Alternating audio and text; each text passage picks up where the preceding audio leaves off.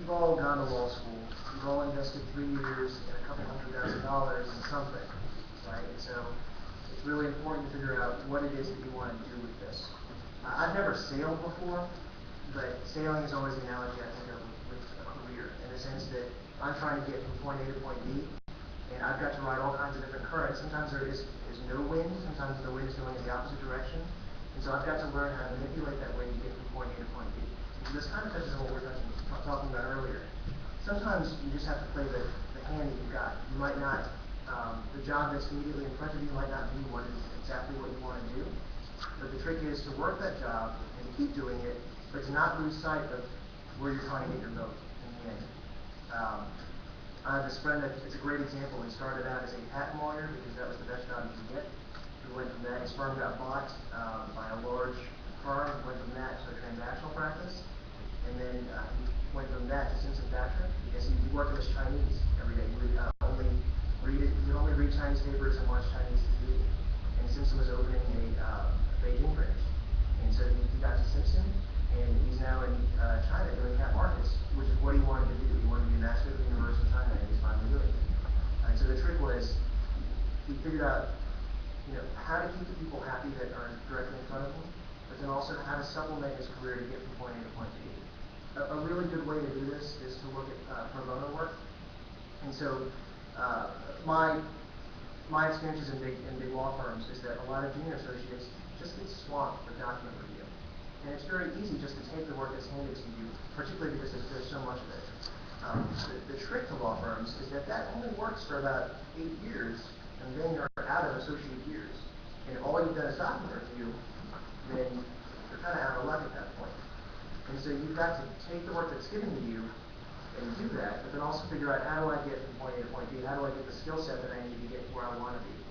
So for a lot of people, if you're in a big firm and you want to go to public interest, for example, you look to see what skill sets are required for the jobs that you want, and then get them in your pro bono work. You seek out partners that are doing that kind of work for their paid work.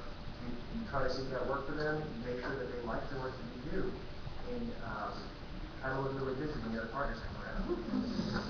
So it's a really delicate balance. I've always been to like one Sadie Hawkins dance, and it's sort of what I imagine it to be like. You have to be very subtle in sort of manipulating how you want things to go, right? You can't just say, I'm doing this. But that's the balance. I think it's very critical. I think it's very important to always have that front of your mind. Oh, sorry, one last thing to add. There's so many people that are willing to put their goals in front of you. Like when you start at a firm, it's very easy to say, I want to be partner, because everyone's trying to be partner. Or it's very easy to say, you know what, it's really nice making this much money. It's very easy to lose sight of your goals. And so if you don't keep that goal in front of you and to understand what it is that you want to do, it's very easy to assimilate other people's goals as your own. Anyone else want to talk about plan or lack of plan? We have a saying where I come from: man plans, God laughs. And I found that to be true. I think if anyone looks at where I've gone, I think that's been true. But it doesn't mean you shouldn't have a plan. And even though I didn't have a particular plan, or I never thought I would end up where I ended up in the last 2 parts of my career, because I worked at getting the experience that I wanted, which was intellectually challenging litigation work and intellectually challenging adversarial type situations, it really did help me. So I didn't have a plan like some people have a plan, but I always followed what I wanted, and it was always generally consistent. And I always went in a place that was generally going to help me towards what I wanted to do, so that was my plan. But I haven't really been able to plan my life yet. And maybe one day I will. As long as you're going in a direction and you see opportunity to kind of manipulate it towards where you want to go, I think that's the best you can do, and you'll always land on your feet. Anybody else want to share their experience? I can't agree with Jason more, because I worked at Stewart Title 7 years. It hung the pictures on the wall. Okay, I thought that was my lifelong career. I started I was in private practice for 10 years, and that was good, and then I got approached to be in-house counsel, and I was at a title agency, okay, and the underwriter counsel said, Margaret, we predict 10 years from now, you will make it to the underwriting, and that is a huge honor, and you've made it to the top, and you oversee 500 agents, and that final word of whether a file closes is you. I made it in 7 years, and I was just so honored that 3 of the major companies were looking for me, and then the recession hit. So you have a plan and you dream, and today I was at a meeting at the Department of Finance with at least 10 of my colleagues who were at the underwriter were all the agents now. So we're not in the ivory tower anymore, and I said to people, my chiefs are all unemployed because they make too much money. Nobody wants to touch them, okay? So I said you have a plan. Young attorneys are asking me, this is a long recession. This is not like what I went through in 92 or, up and down. At this point in my life, I have a plan. I like to stay in what I do. It's not the easiest thing. But as I said, I keep using that word flexible. I keep approaching, and I'm very persistent. I know Anthony had it in there.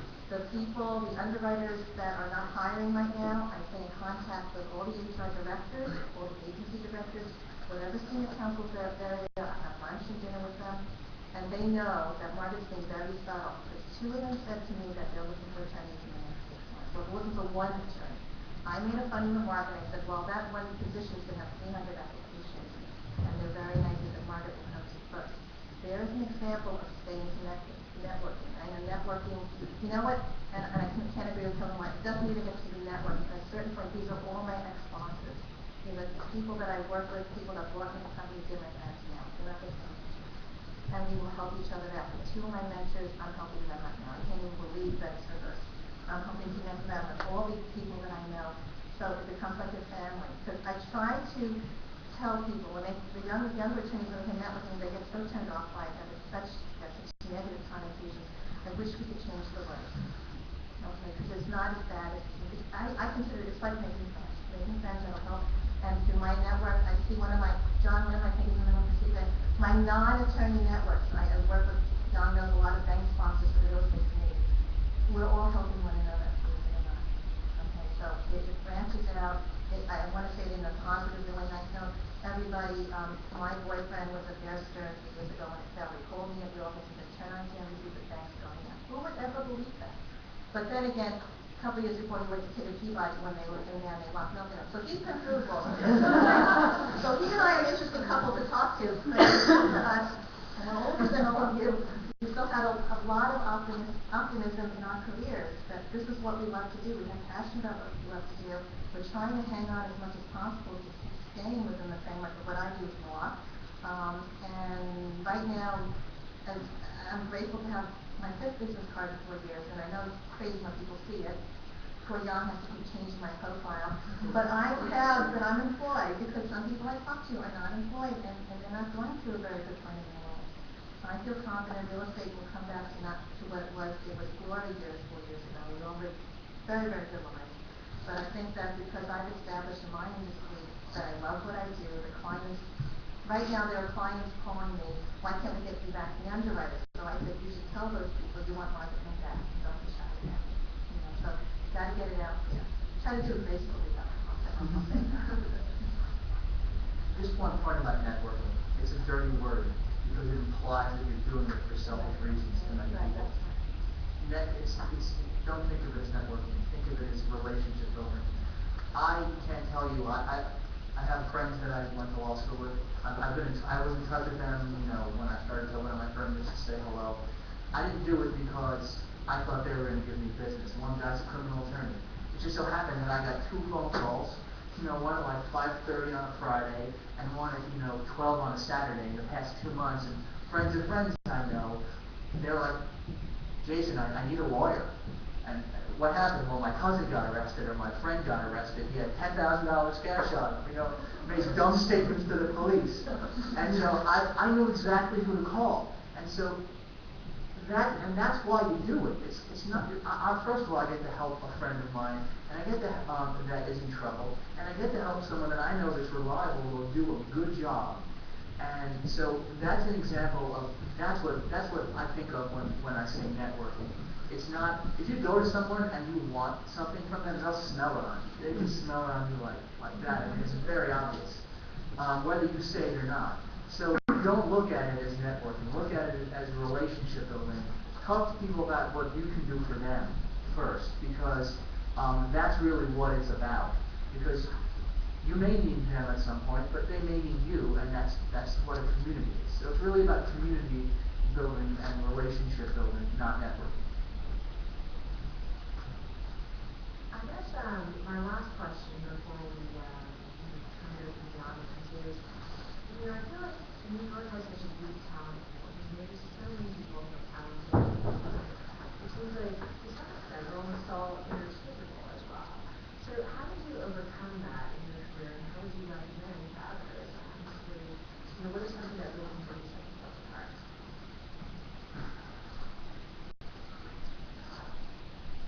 Writing is very good. You can do what Anthony does, which is have a blog. You can do what Anthony does, which is write articles. If you go on her profile, you get like 20 of them. I'm like, wow, that's impressive. You can go out and just talk to people about what you like, about a case. They have this thing in the bankruptcy called the Turnaround Underground. It sounds pretty cool, right? It's like a bunch of young guys. They get young guys, girls, and they just kind of have drinks. Nobody pays for it. You pay for your own drinks. You meet people, you hang out, and that's the idea. You do stuff like this, where you're just kind of out there and you find people that you have something in common with, and then you talk about it, and then maybe you start up, an organization, and that's really those are things that you can do to distinguish yourself.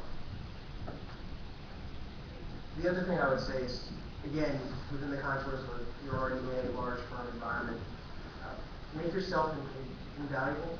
Like in any large case, it's a decision tree, right? Like it's one large box with different arms and different boxes and things like that. As a junior associate, you get the very smallest box, right? So your goal is to do a small task, you give it to the person directly above you and make it so that he or she can rely on it. The goal is, if you can understand, you can see the tree and understand it for tasks, and see what the person above you has to deal with. If you can carve out part of that tree and make it yours, right? They're never going to fire you. If you're that person that is mastered, if you know where all the documents are, or if you're the person that knows what all the deposition exhibits are going to be, or if you're the person that has dealt with the experts, and you are the expert person, or if you are the discovery person, or if you are the summary judgment person, you can't be let go, and people come to rely on you. And that's just one tree for one case. People like to work with people that they've worked with before. If that machine works, if that team works, when another case comes in, you're going to try to get the gang back together. You're going to try to get the same people back together. And your goal is to be that. I had one partner that called it was an awful term. He wants a major domo for each of his cases, but he wants someone that takes his case for him, and we always call it worrying the case. If you have a junior associate that worries the case, and so that takes home that leg of the pie and thinks about, like, okay, what do I need to think about? What do I need to do? It makes it so the person above that person doesn't have to think about it, right? It takes it off their desk.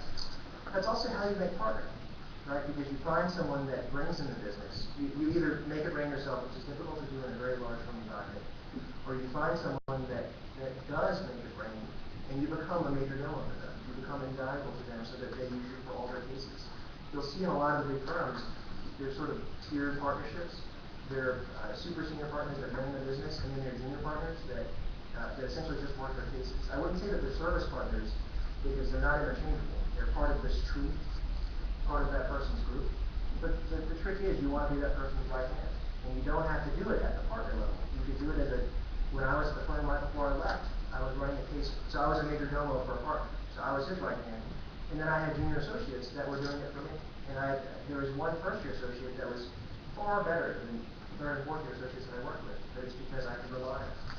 And so that's ultimately, I think, how you can distinguish yourself, become non-fungible, and then when those people leave, they take you with them. When they go in-house, they think of you for business. I want to follow up on what you were saying, because I wrote this down last night. kind of